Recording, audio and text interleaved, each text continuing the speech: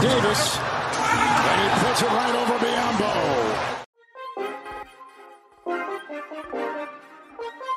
Salut l'équipe, le fait marquant de la nuit, les Kings sont inarrêtables en ce moment. Et hier, au menu pour eux, c'était les Grizzlies. Alors oui, Ja Morant, on n'a plus de qualificatif pour lui.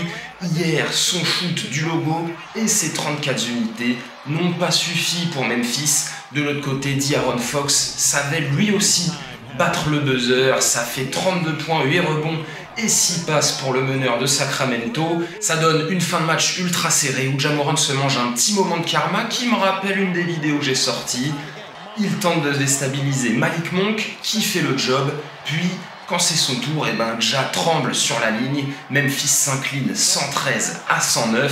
Sacramento compte donc 7 victoires de suite, une première pour la franchise depuis 2004, ça date de fou.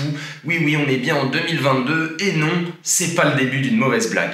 La sucrerie de ce 23 novembre cache derrière elle une histoire. Quasiment 2 ans après son drama avec les Sixers, Ben Simmons était de retour à Philadelphie et selon lui, les fans n'ont pas été si durs que ça avec lui. Sur le terrain, Benny avait la dalle et ça s'est vu, regardez-moi ce hustle, puis cette clairvoyance pour trouver KD qui a lui été auteur de 20 points hier. C'est magnifique, bon, ce qui est moins magnifique en revanche, c'est la défaite des Nets contre des Sixers démunis tout de même de Harden, de Maxey et d'Embiid, mais avec un Tobias Harris et ses 24 unités. Philadelphie compte donc un bilan positif pour la première fois de la saison. Eh oui.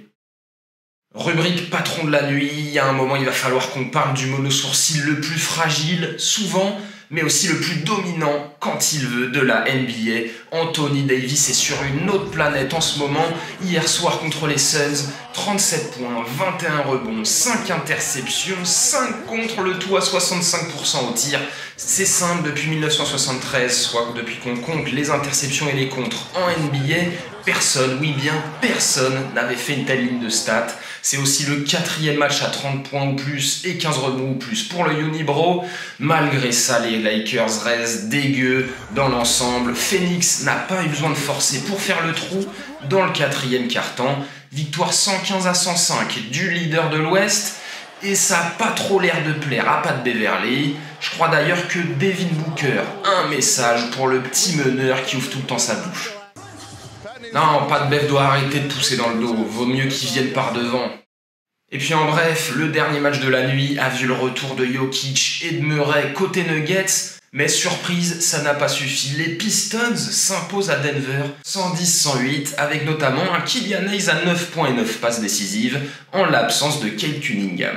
Voilà, c'est tout pour cette nuit. Ce soir, vous avez à 1h30 un Boston-Dallas qui promet, et puis, dans le même temps, Atlanta contre Sacramento. Je vous avoue que je vois bien les Hawks stopper la belle série des Kings. Voilà, on se dit à très vite. Ciao l'équipe.